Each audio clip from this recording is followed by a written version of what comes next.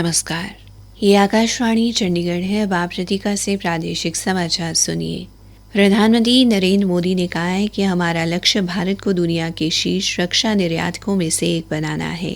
उन्होंने कहा कि भारत अब घरेलू स्तर पर ही अपने अधिकांश रक्षा उपकरणों का उत्पादन करता है, जिसमें औसतन हर 40 दिन में नौसेना के बेड़े में एक नया युद्धपोत या पनडुब्बी जुड़ जाती है।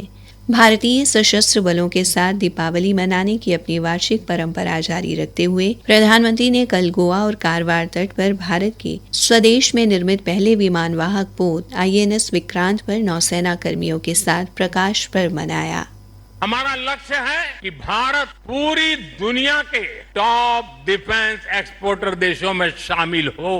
पिछले एक दशक में हमारा डिफेंस एक्सपोर्ट 30 गुना से अधिक बढ़ गया है और सफलता के पीछे हमारी बहुत बड़ी भूमिका डिफेंस स्टार्टअप की है, स्वदेशी डिफेंस इकाइयों की है। आज हमारा स्टार्टअप भी दम दिखा रहा है।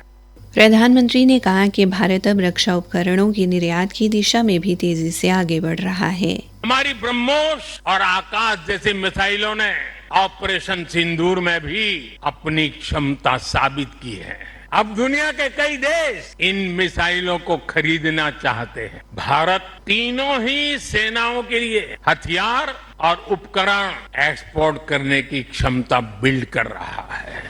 प्रधानमंत्री ने कहा कि राष्ट्र निर्माण में हमारे सुरक्षा बलों की बहुत महत्वपूर्ण भूमिका है और हिमालय से लेकर सागर की लहरों तक सैनिकों का जज्बा भारत का जय घोष करता है। आज देश भर में पुलिस स्मृति दिवस पर पुलिस के शहीदों को श्रद्धांजलि दी जा रही है। यह दिन 1959 में लद्दाख के हॉट स्प्रिंग्स में शस्त्रधारी चीनी सैनिकों द्वारा घात लगाकर किए गए हमले में शहीद हुए 10 बहादुर पुलिसकर्मियों की याद में मनाया जाता है। रक्षा मंत्री राजनाथ सिंह ने आज नई दिल्ली स्थित राष्ट्रीय पुलिस स्मारक पर शहीदों को पुष्पांजलि अर्पित की। उनके अलावा केंद्रीय गृह राज्य मंत्री, केंद्रीय सशस्त्र पुलिस बलों और केंद्रीय पुलिस संगठनों के प्रमुखों ने भी पुष्पांजलि अर्पित कर शहीदों को श्रद्धांजलि दी।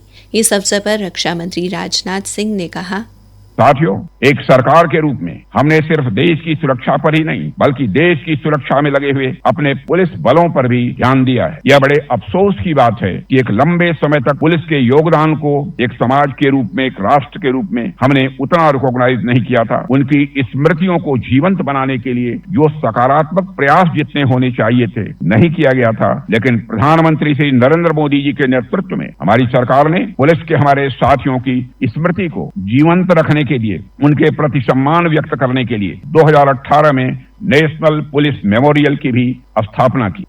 उपराष्ट्रपति CP राधाकृष्णन ने आज पुलिस स्मृति दिवस पर पुलिसकर्मियों के अनुकरणीय साहस और सर्वोच्च बलिदान को श्रद्धांजलि अर्पित की। सोशल मीडिया पोस्ट में उन्होंने कहा कि राष्ट्र की रक्षा और लोगों की सुरक्षा तथा कल्याण सुनिश्चित करने के लिए पुलिस की अटूट प्रतिबद्धता सम्मान का स्रोत है।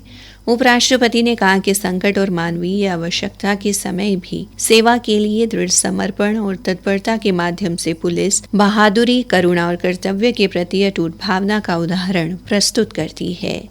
प्रधानमंत्री नरेंद्र मोदी और केंद्रीय गृह मंत्री अमित शाह ने पुलिस स्मृति दिवस पर आज पुलिसकर्मियों के साहस और कर्तव्य पालन में उनके सर्वोच्च बलिदान को याद किया।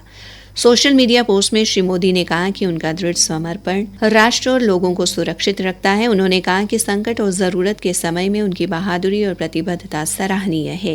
केंद्रीय गृह मंत्री अमित शाह ने कहा कि पुलिसकर्मी आंतरिक सुरक्षा के खतरों को नाकाम करने के साथ साथ अनुकरणीय साहस और प्रतिबद्धता के साथ नागरिकों के अधिकारों की रक्षा कर रहे हैं।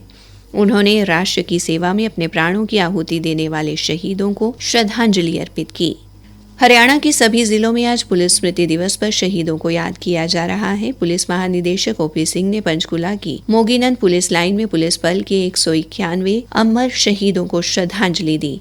उन्होंने पुलिस शहीद स्मारक पर पुष्प चक्र अर्पित कर शहीद पुलिस कर्मियों को श्रद्धा सुमन अर्पित किए।